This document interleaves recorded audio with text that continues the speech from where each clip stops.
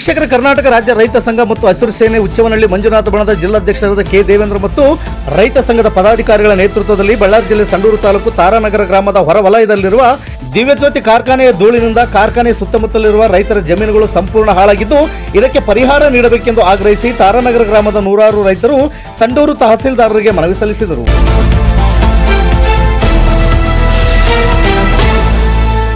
ಸಂಡೂರು ತಾಲೂಕು ಬನ್ನಿಹಟ್ಟಿ ಮತ್ತು ತಾರಾನಗರ ಗ್ರಾಮದ ಹೊರವಲಯದಲ್ಲಿರುವ ದಿವ್ಯಜ್ಯೋತಿ ಕಾರ್ಖಾನೆಯ ನಿಯಮ ಉಲ್ಲಂಘಿಸಿ ರಾತ್ರಿಯಿಡೀ ವಿಷಪೂರಿತ ಕಪ್ಪು ಧೂಳು ಹುಗುಳುತ್ತಾ ನಡೆಯುತ್ತಿದ್ದು ಇದರ ಪರಿಣಾಮ ಸುತ್ತಮುತ್ತಲಿನ ರೈತರ ಜಮೀನುಗಳಿಗೆ ವಿಪರೀತ ವಿಷಪೂರಿತ ಧೂಳು ಹರಡುತ್ತಿದ್ದು ಇದರಿಂದ ಕಾರ್ಖಾನೆಯ ಸುತ್ತಮುತ್ತಲಿನ ಜಮೀನಿನಲ್ಲಿ ಬೆಳೆದಿರುವ ಬೆಳೆಗಳು ಸಂಪೂರ್ಣವಾಗಿ ಕಪ್ಪು ಧೂಳಿನಿಂದ ಆವೃತವಾಗಿ ಹಾಳಾಗಿವೆ. ಈ ವಿಷಯವಾಗಿ ಕಾರ್ಖಾನೆ ಅಧಿಕಾರಿಗಳ ಹತ್ತಿರ ಕೇಳಿದರೆ ಧೂಳು ಹರಡದಂತೆ ನೀವೇ ಪರದೆ ಕಟ್ಟಿಕೊಂಡು ಬೆಳೆಗಳನ್ನು ರಕ್ಷಿಸಿಕೊಳ್ಳಿ ಎಂದು ದರ್ಪ ತೋರುತ್ತಿದ್ದಾರೆ. ತಾವುಗಳು ದಿವ್ಯಜ್ಯೋತಿ ಕಾರ್ಖಾನೆಯ ಪಕ್ಕದಲ್ಲಿರುವ ಜಮೀನುಗಳಿಗೆ ಭೇಟಿ ನೀಡಿ ಪರಿಶೀಲಿಸಿ ರೈತರಿಗೆ ಆಗಿರುವ ನಷ್ಟದ ಬಗ್ಗೆ ವರದಿ ಮಾಡಿ ಕಾರ್ಖಾನೆಯವರಿಂದ ಪರಿಹಾರ ಕೊಡಿಸಬೇಕೆಂದು ಮನವಿ ಪತ್ರದಲ್ಲಿ ವಿಶ್ಲೇಷಿಸಲಾಗಿದೆ.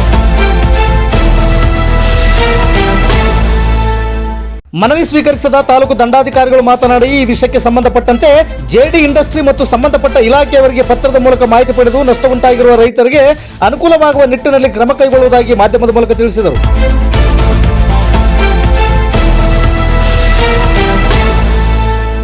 ಮನವಿ ಪತ್ರ ಸಲ್ಲಿಸಿದ ಕರ್ನಾಟಕ ರಾಜ್ಯ ರೈತ ಸಂಘದ ಜಿಲ್ಲಾಧ್ಯಕ್ಷರಾದ ಕೆ ದೇವೇಂದ್ರರವರು ಮಾತನಾಡಿ ದಿವ್ಯಜ್ಯೋತಿ ಕಾರ್ಖಾನೆಯು ಸರಿಸುಮಾರು 30 ವರ್ಷಗಳಿಂದ ಕಾರ್ಯನಿರ್ವಹಿಸುತ್ತಿದ್ದು 2006ರ ಇಸವಿಯ ಹಿಂದೆ ಈ ರೈತರಿಗೆ ಪರಿಹಾರ ನೀಡುತ್ತಿದ್ದು 2006ರ ಇಸವಿಯಿಂದ ಇಲ್ಲಿಯ ತನಕ ಕಾರ್ಖಾನೆಯು ವಿಷಪೂರಿತ ಕಪ್ಪು ಧೂಳಿನಿಂದ ನಷ್ಟ ಉಂಟಾಗುತ್ತಿರುವ ರೈತರಿಗೆ ಪರಿಹಾರ ನೀಡದೆ ಮತ್ತು ಕಾರ್ಖಾನೆಯಿಂದ ಹೊರಬರುವ ವಿಷಪೂರಿತ ಕಪ್ಪು ಧೂಳು ನಿಯಂತ್ರಣಕ್ಕೆ ಯಾವುದೇ ಪರ್ಯಾಯ ವ್ಯವಸ್ಥೆ ಕಲ್ಪಿಸದೆ ಕಾರ್ಖಾನೆಯ ಅಧಿಕಾರಿಗಳು ರೈತರ ಮೇಲೆ ದರ್ಪ ತೋರುತ್ತಿದ್ದಾರೆ.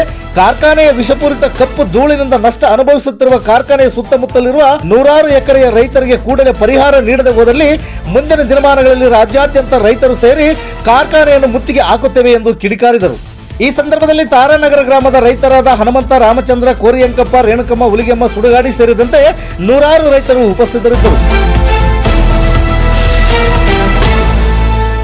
ವರದಿಗಾರರು ಕೆಕೆ ಮೆಹಬೂಬ್ ಬಾಷಾ. ಇದು ಗರುಡ ನ್ಯೂಸ್. ನಾನು ಮಲ್ಲೇಶ್ ಕಮತೂರು.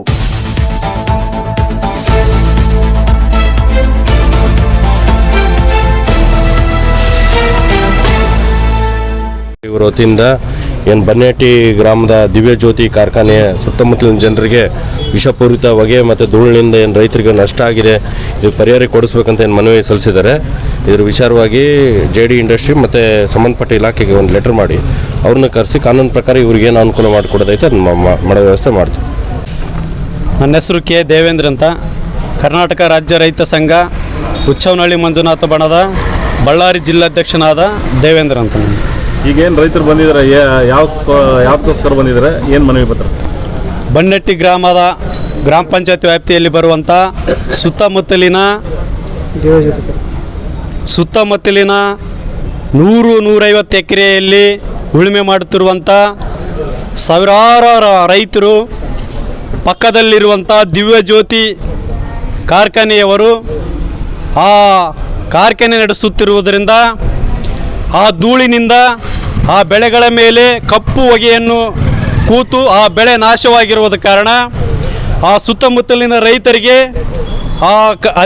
ಆ ಕಾರ್ಖಾನೆ ಅಧಿಕಾರಿಗಳಿಗೆ ಏನಾದರೂ ಪರಿಹಾರ ಕೊಡ್ರಿ ಅಂತ ಕೇಳಿದರೆ ನಾವು ಯಾವುದೇ ಪರಿಹಾರ ಕೊಡುವುದಿಲ್ಲ, ನಾವು ಇದಕ್ಕೆ ಸಂಬಂಧನೇ ಇಲ್ಲ, ನೀವು ಬೇಕಾದ್ರೆ ಈ ಬೆಳೆಗಳಿಗೆ ಪರದೆ ನಾವು ಯಾವುದೇ ಪರಿಹಾರ ಕೊಡುವುದಿಲ್ಲ ಅಂತಂದು ಆ ಅಧಿಕಾರಿಗಳು ಕಾರ್ಖಾನೆಗಳು ದೌರ್ಜನ್ಯ ಮಾಡುವುದರಿಂದ ನಮ್ಮ ರೈತರೆಲ್ಲರೂ ಸೇರಿ ನಾವು ಈ ದಿನ ತಹಸೀಲ್ದಾರಿಗೆ ಒಂದು ಪರಿಹಾರ ಅಥವಾ ಅವರ ಕಾರ್ಖಾನೆ ಬಂದ್ ಮಾಡಬೇಕಂತಂದು ನಾವು ಒಂದು ಮನವಿ ಪತ್ರವನ್ನು ಕೊಟ್ಟಿದ್ದೇವೆ. ಕಾರ್ಖಾನೆ ಸ್ಥಾಪನೆಗೆ ಎಷ್ಟು ವರ್ಷ ಆಯಿತು? ಸುಮಾರು 30 ವರ್ಷ ಆಗಿದೆ. ಅವಾಗಿನಿಂದ 2006ವರೆಗೆ ಪರಿಹಾರ ಕೊಟ್ಟಿದ್ದಾರೆ ನಮ್ಮ ರೈತರಿಗೆ. ಅಲ್ಲಿನಿಂದ ಈ ಸ್ಥಳೀಯ ಶಾಸಕರು ಅಥವಾ ಇಲ್ಲಿನ ಆಡಳಿತಾಧಿಕಾರಿಗಳ ಕುಮ್ಮಕ್ಕಿನಿಂದ ಬಡ ರೈತರಿಗೆ ಯಾವುದೇ ಕಾರಣಗಳಿಂದ ಇವರಿಗೆ ಬೆಳೆ ಪರಿಹಾರ ಆಗಲಿ ನಷ್ಟವಾಗಲಿ ಯಾಕೋ ಈ ರೈತರಿಗೆ ಕೊಟ್ಟಿರೋದು. ಅದಕ್ಕೋಸ್ಕರ ನಾವು ಮುಂದಿನ ದಿನಗಳಲ್ಲಿ ನಾವು ಇಲ್ಲಿಂದ ಡಿ ಸಿ ವರೆಗೆ ಉಗ್ರ ಹೋರಾಟ ಮಾಡಿ ಆ ಕಾರ್ಖಾನೆಯನ್ನು ಮುಂದೆ ಉಗ್ರ ಪ್ರತಿಭಟನೆ ಮಾಡ್ತೀವಿ ಅಂತಂದು ಈ ಮುಖಾಂತರ ನಾವು ಹೇಳ್ತಿದ್ದೇವೆ. ಈಗ ಆ ಭಾಗದ ಕಂದಾಯ ನಿರೀಕ್ಷಕರು ಬೆಳೆ ಪರಿಹಾರ ಕೊಡಬೇಕಂತ ಹೇಳಿದ್ರೆ ಸ್ಥಳ ಪರಿಶೀಲನೆ ಮಾಡಬೇಕಾದ್ರೆ ತಾವು ಅವ್ರ ಗಮನಕ್ಕೆ ತಂದಿದ್ದೀರಾ? ಈ ರೈತರು ಪ್ರತಿ ವರ್ಷವೂ ಈ ಕಾಲದಲ್ಲಿ ಬಿತ್ತನೆ ಬೀಜ ಆದ ಜೂನ್ ತಿಂಗಳ ಬಿತ್ತನೆ ಬೀಜ ಆಗುವ ಸಮಯದಲ್ಲಿ ಅಡ್ವಾನ್ಸವಾಗಿ ನಮ್ಮ ರೈತರೆಲ್ಲರೂ ಅವರಿಗೆ ಮನವಿ ಮಾಡಿದರು ಸಹ ಯಾವುದೇ ಕಾರಣ ಅವರು ರೆಸ್ಪಾನ್ಸ್ ಮಾಡಿಲ್ಲ. ಅದಕ್ಕಾಗಿ ಅವ್ರು ಎಷ್ಟು ಮನವಿ ಕೊಟ್ಟರು ಸಹ ಅವರು ರೆಸ್ಪಾನ್ಸ್ ಮಾಡಲಿದ್ದಾಗ ನಾವು ರೈತ ಸಂಘದಿಂದ ಎಲ್ಲ ರೈತರುಗಳನ್ನು ಕರೆಸಿಕೊಂಡು ಇವತ್ತು ಮನವಿ ಕೊಟ್ಟಿದ್ದೇವೆ. ಮುಂದಿನ ಕಾಲ ಏನನ್ನ ಅದು ಪರಿಹಾರ ಕೊಡಲಿಲ್ಲ ಅಂದ್ರೆ ನಾವು ಉಗ್ರ ಹೋರಾಟ ಮಾಡ್ತೇವೆ. ಪೊಲ್ಯೂಷನ್ ಬೋರ್ಡ್ ಗಮನಕ್ಕೆ ಏನಾದರೂ ತಂದಿದ್ದೀರಾ? ಫಸ್ಟು ಒಂದ್ಸರಿ 2006ರಿಂದ ಒಂದ್ಸರಿ ಎಲ್ಲರೂ ರೈತರು ಸೇರಿ ಮನವಿ ಕೊಟ್ಟಾಗ ಅವರು ಪೊಲ್ಯೂಷನ್ ಬೋರ್ಡ್ ಎಲ್ಲರೂ ಸೇರಿ ನಮಗೆ ಪರಿಹಾರ ಕೊಡ್ತೀವಿ ಅಂತಂದೇಳಿ ಪರಿಹಾರ ಕೊಡ್ತಿದ್ರು. ಅಲ್ಲಿಂದ ಇಲ್ಲಿವರೆಗೆ ಯಾವುದೇ ಅಧಿಕಾರಿಗಳಾಗಲಿ ಯಾವುದೇ ಪೊಲ್ಯೂಷನ್ ಬೋರ್ಡ್ ಅವ್ರಿಗೆ ಯಾವುದೇ ರೈತರು ಎಷ್ಟು ಮನವಿ ಮಾಡಿಕೊಂಡ್ರು ಸತೆ ನಮಗೆ ಯಾವುದೇ ರೆಸ್ಪಾನ್ಸ್ ಮಾಡಿಲ್ಲ. ನಿಮ್ಮ ಹೊಲ ಎಷ್ಟು ಎಕರೆ ಐತೆ? ನಮ್ಮ ಹೊಲ 6 ಎಕರೆ ಐತಿ. ನಮ್ಮ ಹೊಲ 6 ಎಕರೆ ಇದ್ರೆ ನಮ್ಮ ಅಣ್ಣ ತಮ್ಮಳು ಎಲ್ಲರೂ ಸೇರಿ ಒಂದು 30-40 ಎಕರೆ ಅದ ನಮ್ಮವು. ಏನ್ ಬೆಳೆದಿದ್ರಿ ಈ ವರ್ಷ? ಈ ವರ್ಷ ತಿಂಬ ಜೋಳ ಹಾಕಿವಿ. ತಿಂಬದಂಗ ಕರೆ ಧೂಳ ಕುಂತ್ಬಿಟ್ಟೈತಿ. ಕರೆ ಧೂಳನ ಕುಂತ್ಕೊಂಡೈತೆ ತಿಂಬದಂಗ. ಅದನ್ನ ಏನನ್ನ ಪರಿಹಾರ ಕೊಡಂತ ಕೇಳಕ್ ಹೋದ್ರೆ ಹೊಲಕ್ಕ ಪದ್ರೆ ಕಟ್ಕೊಂಡು ಬೆಳಕಳ ವಾಣಿ ಏನಂತ ಹೇಳ್ತಾನ. ಯಾರು? ಅನಿಲ್ದ ಅದು ಪರ್ದೆ ಪದ್ರೆ ಕಟ್ಕೊಂಡು ಬೆಳಕಳ್ರಿ ನೀವು. ನಿಮ್ಗೆ ಏನು ಸಂಬಂಧ ಇಲ್ಲ. ನಾವು ಏನು ರೊಕ್ಕ ಕೊಡಕಲ್ಲ, ಏನು ಕೊಡಕಲ್ಲ. ನೀರ್ ಕೇಳಕ್ ಹೋದ್ರು ಕೂಡ ನೀರ್ ಕೂಡ ಕೊಡಕಲ್ಲ. ಮಕ್ಳು ಕಟ್ಕೊಂಡು ಹೋಗಿ ಅವಾಗ ಕೇಳಿ ಬಾಯಿ ಮಾಡಿದ್ರೆ ಅವಾಗ ನೀರ್ ಕೊಡ್ತಾರ. ಮೊದ್ಲು ಹೆಂಗ ಕೊಟ್ಕಂತ ಬಂದ್ರು ನೀರ್ ಪಾರು. ಇವಾಗ ನೀರ್ ಕೂಡ ಕೊಡೋದು ಬಂದ. ಬೆಳೆ ಪರಿಹಾರ ಎಷ್ಟು ವರ್ಷದಿಂದ ಇವಾಗ ಬೆಳೆ ಪರಿಹಾರ 14 ವರ್ಷ ಆಗೈತೆ ಅಂತೆ. ನಮ್ ದೊಡ್ಡಪ್ಪವ್ರು ಇದ್ರು ಅವಾಗ ಹೋಗಿ ಕೇಳ್ತಿದ್ರು, ಕೊಡ್ತಿದ್ರು ಅವ್ರು. ಇವಾಗ ಯಜಮಾನ್ರೆಲ್ಲ ಹೋಗಿಬಿಟ್ರು.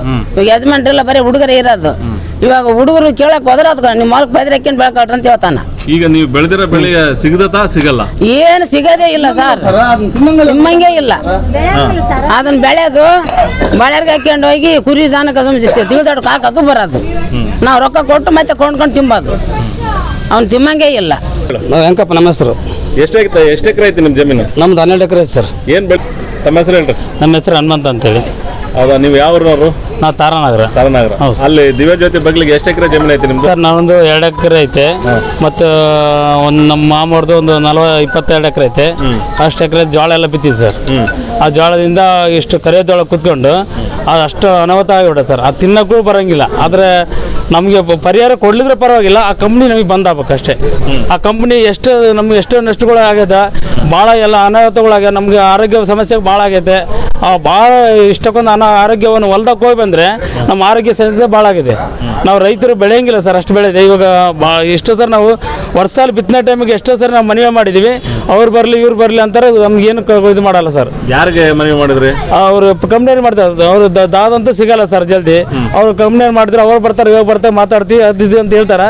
ಆದ್ರೆ ನಮ್ಗೇನು ಕ್ರಮ ತಂತಾರ ಸರ್. ನಾನು ರೀಸೆಂಟಾಗಿ ಕೂಡ ಮತ್ತೆ ಮನೆ ಮಾಡಿ ಬಂದಿದ್ದೀನಿ ಅವ್ರಿಗೆ. ಆದ್ರೆ ನಾವು ಅವ್ರು GM ಬರಲಿ AGM ಬರಲಿ ಅಂತ ಆ ಥರ ಮಾತಾಡ್ತಾರೆ ಸರ್. ಇಷ್ಟು ವರ್ಷ ಬೆಳೆದಿದ್ದ ಬೆಳೆ ನಿಮ್ಗೆ ಸಿಗ್ತಾ ಇತ್ತಾ? ಸಿಗಲ್ಲ ಸರ್, ಮಾಡ್ತಾ ಇದ್ವಿ. ಆದರೆ ಹೊಲ ಬೀಳ್ಬಿಡ್ಬಾರ್ದು ಅಂತೇಳಿ ಮಾಡ್ತಾ ಇದ್ವಿ ಸರ್. ಆದ್ರೆ ಬೆಳೆ ಸಿಗಲ್ಲ ಸರ್, ನಷ್ಟನೇ ಆಗ್ತಿತ್ತು. ಆದ್ರೆ ಇವತ್ತು ಸರಿ ಆಗ್ತದೆ, ನಾಳೆ ಸರಿ ಆಗ್ತದೆ, ಇದೇ ಥರ ಹೋರಾಟ ಮಾಡ್ಕೊಂಬಂದಿದೆ ಸರ್. ಆದ್ರೆ ನಮ್ಗೆ ಯಾವ್ದು ಕಾರಣಕ್ಕೆ ನಮ್ಗೆ ಹೋರಾಟದಿಂದ ಫಲ ಸಿಕ್ಕಿಲ್ಲ ಸರ್. ಈಗ ಮನವಿ ಪತ್ರ ಕೊಟ್ಟರೆ ತಹಸೀಲ್ದಾರ್ ಕಡೆಯಿಂದ ಏನು ಬಯಸ್ತೀರಿ ನೀವು? ನಮಗೆ ಸರ್ ನಮಗೆ ಪರಿಹಾರ ಅಂತ ನಾವು ಬಯಸ್ತಾ ಇಲ್ಲ ಸರ್. ಆ ಕಂಪ್ನಿ ನಮಗೆ ಧೂಳಿದಿಂದ ನಮಗೆ ಜನರು ಎಲ್ಲರೂ ಸುತ್ತಮುತ್ತ ಒಂದು 10 ಹಳ್ಳಿ 12 ಹಳ್ಳಿ ಅನ್ನೋ ಇವತ್ತಿರೋದು ಧೂಳಿದಿಂದ ಜನನ ಸಹ ಇದಾಗ್ತದೆ ಸರ್. ಅದು ಕಂಪ್ನಿಯನ್ನು ಬಂದ್ ಮಾಡ್ಬೇಕು ಸರ್. ನನಗೆ ಅಷ್ಟೇ ಪರಿಹಾರದ್ದು ನನಗೆ ನಷ್ಟ ಬೇಕಾಗಿಲ್ಲ ಸರ್. ಅವ್ರದ್ದು ಆ ಪರಿಹಾರ ಬೇಕಾಗಿಲ್ಲ ಸರ್ ನನಗೆ. ಒಟ್ಟು ಅದರಿಂದ ನಮಗೆ ಅನಾಹುತ ಆಗ್ತದೆ ಭಾಳ ಆಯ್ತು ಸರ್. ಇವತ್ತು ಅವ್ರ ಪರಿಹಾರಕ್ಕೆ ಹೇಳ್ತಾರೆ ಸರ್, ಕಂಪ್ನಿ ಬಂದ್ ಮಾಡ್ಬೇಕಂತ ನನ್ನ ಕೋರಿಕೆ ಸರ್. ಈಗ ಅದರಿಂದ ಏನನ್ನು ತೊಂದರೆ ಆಗ್ತದೆ ನಿಮಗೆ ಸರ್? ಮಹಿಳೆಯರಿಗೆ ವಿಶೇಷ ಮಹಿಳೆಯರಿಗೆ ಮಾತ್ರ ಗರ್ಭಕೋಶದ ಪ್ರಾಬ್ಲಮ್ ಆಗ್ತದೆ. ಮನುಷ್ಯರಿಗೆ ಕ್ಯಾನ್ಸರ್ ಬರ್ತದೆ. ಅದರಿಂದ ನಮಗೆ ದಮ್ಮು ಕೆಮ್ಮು ಜಾಸ್ತಿ ಆಗ್ತದೆ. ನಮಗೆ ಇಲ್ಲೊಂದು ಕಾಯಿಲೆ ಭಾಳ ಬರ್ತದೆ ಸರ್. ಆ ಕಾಯಿಲೆಯಿಂದ ಭಾಳ ಬಳಕ್ತಾ ಇದ್ದಾರೆ. ಎಲ್ಲ ಹಾಸ್ಪಿಟ್ಲಿಗೆ ತೋರಿಸ್ಕೊಂಡಿದ್ದೀರಾ ನೀವು? ಸರ್ ತೋರಿಸ್ಕೊಂಡಿದ್ದು ಸರ್. ಭಾಳ ಸರ್ ಇದೇ ಥರ ಹೇಳಿದ್ದಾರೆ ಸರ್. ಧೂಳಿಂದ ನಿಮಗೆ ಪ್ರಾಬ್ಲಮ್ ಇದೆ ಅಂತ ಹೇಳ್ತಾರೆ ಸರ್. ನಮಗೆ ಜಮೀನು ಬಿಟ್ಟು ಯಾವುದಿಲ್ಲ ಸರ್. ನಮಗೆ ಜಮೀನೇ ನಮಗೆ ಆಧಾರ ಸರ್.